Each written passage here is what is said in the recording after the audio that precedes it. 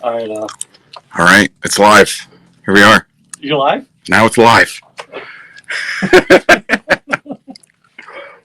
No countdown or nothing. No This countdown. Is the most amateur. That's how it goes. That's how it is. Show I've Live ever from the been on in streets. my life. Oh, I can't work like this.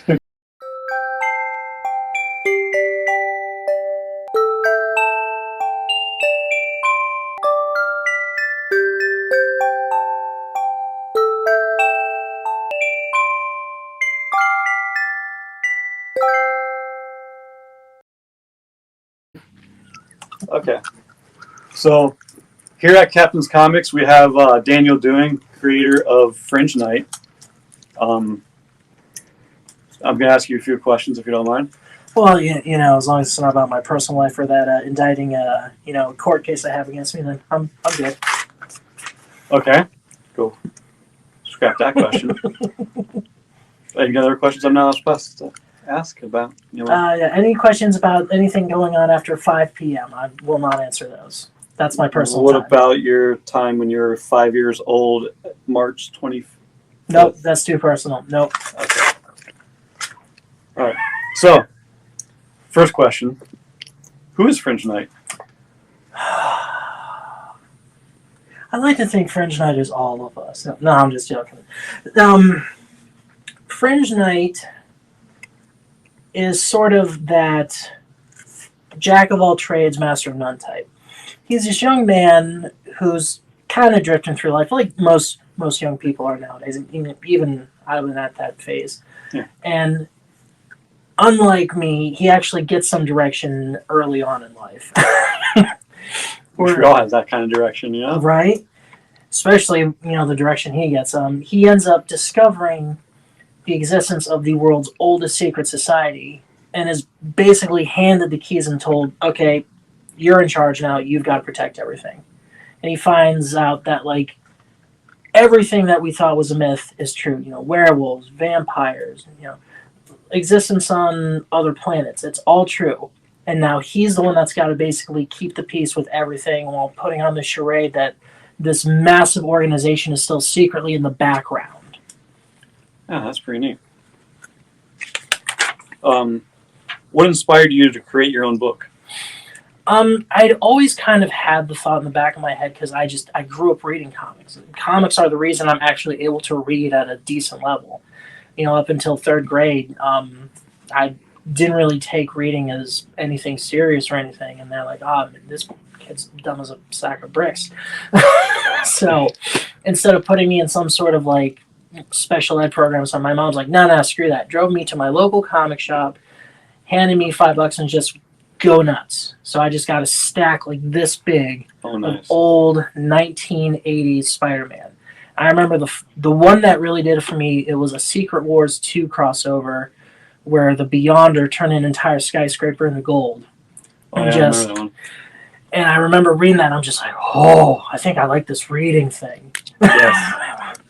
So like I've always been very adamant about comics. I've always enjoyed just the wonder and sense of hope that they can bring.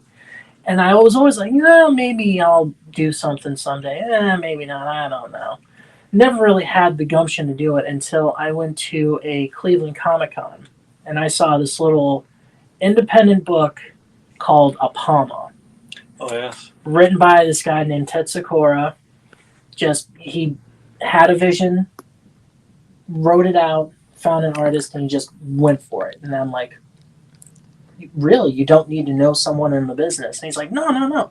You have an idea, just pursue it.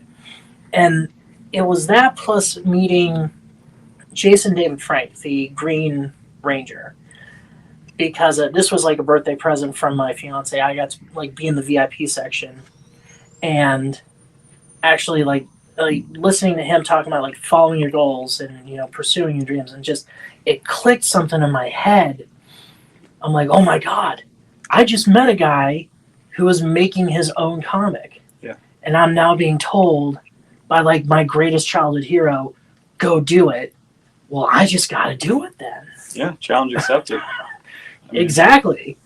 So I sat there and I just thought and I was like, So what stuff do I like? I like the street level stuff. I was thinking, like, do I want to do something cosmic level, something, outlandish, something, alternate history based, something like that. I'm like, well, what do I know? I'm, a straight white guy of Polish descent. Go from there. So I thought about my times in my 20s when I was, kind of, figure out who I was, figure out what do I want to do with my life. What would I have done if I had had some sort of purpose or direction? And I always loved characters like the Shadow, Batman, Moon Knight, Ninjak. And what really appealed to me about especially Ninjak was that he was the super spy, like, he was a super agent like Batman, but he kind of like had like authority to it.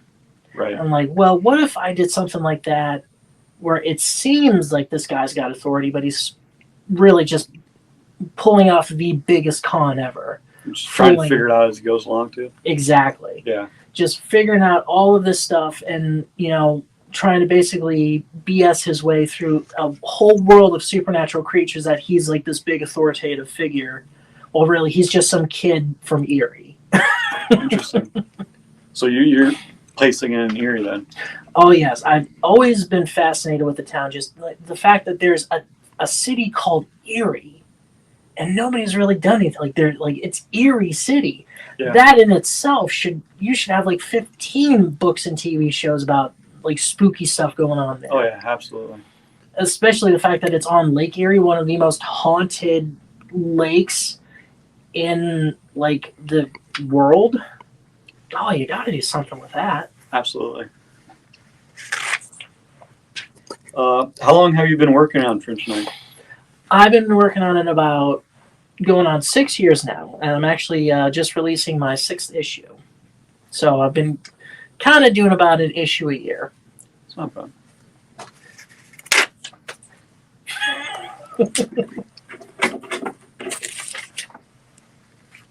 Was it hard getting the book started?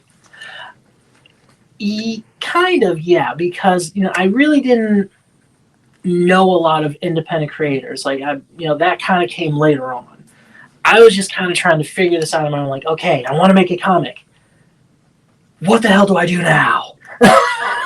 Yeah. I had to figure it out. Like, okay, so how do they make comics? I literally had to go to Wikipedia and look up how comics are made, because it's one of those things like, oh well, I've read comics all my life. Wait a minute, I really don't know how they're made. It's like asking how an engine is made or something. Yeah. You really had to like dig down in and see like all the nitty gritty things. And I'm like, oh, so I'm gonna have to find a guy to do this. And I'm gonna have to find a guy to do this. And I'm gonna have to find a guy to do that. Holy crap! What have I gotten myself into? Oh yeah, a lot of work. And I basically broke it down. So I need somebody to do pencils and inks, because unfortunately, like, when I first had the idea, what I did is I actually made the costume of the character, and I just worked backwards from there, because when it comes to like any like sewing or like making armor or anything, I'm not to brag too badly, but I'm pretty up there. When it comes to drawing, I have the skills of a 5-year-old with cerebral palsy, basically. So I knew if I wanted the book to have any sort of style or substance to it, I needed to find a good artist. So I just sort of digitally cast out my fishing net and waited to see what I reeled in. Okay. That finally leads me to the next question. How did you assemble your creative team? Well, initially, I tried to look for anyone local. Turns out there's not a lot of artists out where I live. And then I started looking at, like, especially on Facebook, from the recommendation from my wonderful fiance. And it paid off. I ended up joining a few, like artists for hire groups and stuff like that. And I met a very nice and talented young man by the name of Daniel, who lived in Argentina. And he was like, oh, yeah, I can help you with that. And just kind of went from there. And then he ended up doing issue 1, but then he got other obligations. And he was moving, so he was like, yeah, I can't stick with the book. So it was around that time I actually turned to Tetsukura of Apama. I was like, yeah, how do I do this? And he's been so nice and so helpful throughout all of this, which is really nice because, you know, you'd think a lot of, like these indie creators are just like, oh, stay out of my side of the sandbox there, mister. And I was just like super grateful he was so nice and helpful. Yes. And, I met him a couple times. Oh, he's really fantastic. Nice guy. He's like freaking Obi-Wan Kenobi and Zordon all rolled into one. He's got a lot going on too. Oh yeah, he really does. I almost can't imagine how he's doing all this, and I'm just trying to get one funny book off the ground, and he's got like 5 of them. What makes your book different from everything else out there? Well, going back to my whole, like literally growing up reading comics and everything, my writing process was, okay, what have I seen in comics? What have I seen that are tropey? And what can I do that's the exact opposite of that? Because like I really grew up in my heyday reading and listening to like the old detective pulps, like the Shadow and the Green Hornet and the Spider, and I love a good murder mystery, and I also love giving that intrigue of like the supernatural. So I wanted to do something that had the best elements of all the stuff that I liked, while avoiding all the tropes that you would see going on in most major comics nowadays. Yeah. So that's how I sort of had this supernatural crime noir going on, and just I wanted to think about, what do you typically see, like werewolves, for example, the big pack mentality, always super macho. So I was like, well, what would apply to that in a sort of like mortal world sort of sense? And I'm like, oh, dude, like biker gangs. Because you think about, like, oh, ride or die, bro. Yeah. That's totally something that would be going on with, like, a werewolf pack. So I'm just going to put the two together, and I got this werewolf biker gang. And then I was thinking, like, again, like, what would supernatural creatures do that would be applied to, like, modern-day kind of stuff?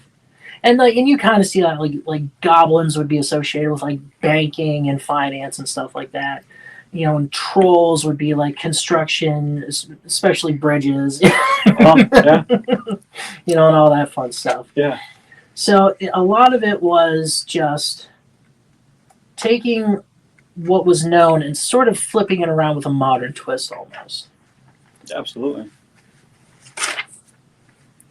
Where is Fringe Knight going from here? I would like to think the sky's the limit. Just the one thing I want to keep consistent with my book is that the one factor that cannot be changed is time. Time is the ebb and flow. So as the story progresses, Fringe Knight will get older. So the title of Fringe Knight could be there at like issue 500, knock on wood. But the man in the suit could change like 7 times by then. It's all about legacy and keeping it moving forward. Not necessarily ignoring the past, but embracing that time moves on. We don't get rebooted every few years once we hit 40 and we end up back in our 20s. Right. No retconning.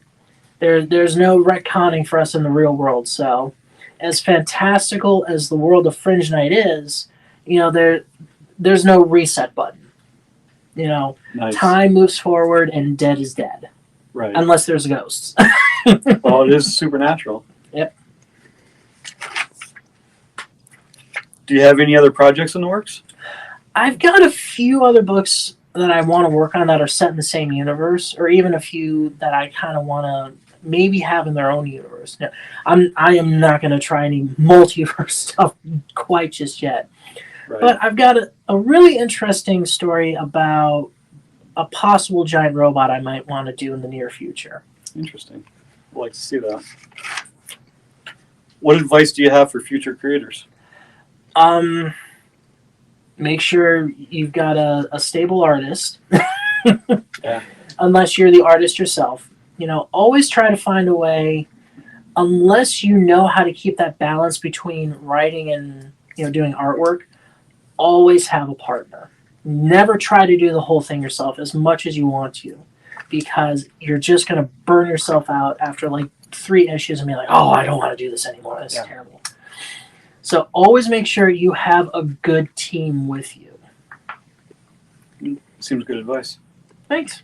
That's all the questions I have. But we're here at Captain's Comics in North Kingsville, Ohio. This is Daniel Doing. And issue 6 is going to be out next week. And here's There's issue. I got issue 5 over here too. issue 5's here. We have 1 through 5 here in the store, or any other local comic book stores that are around this area could have them. Yep. And then issue 6, like I said, here's a picture of issue 6.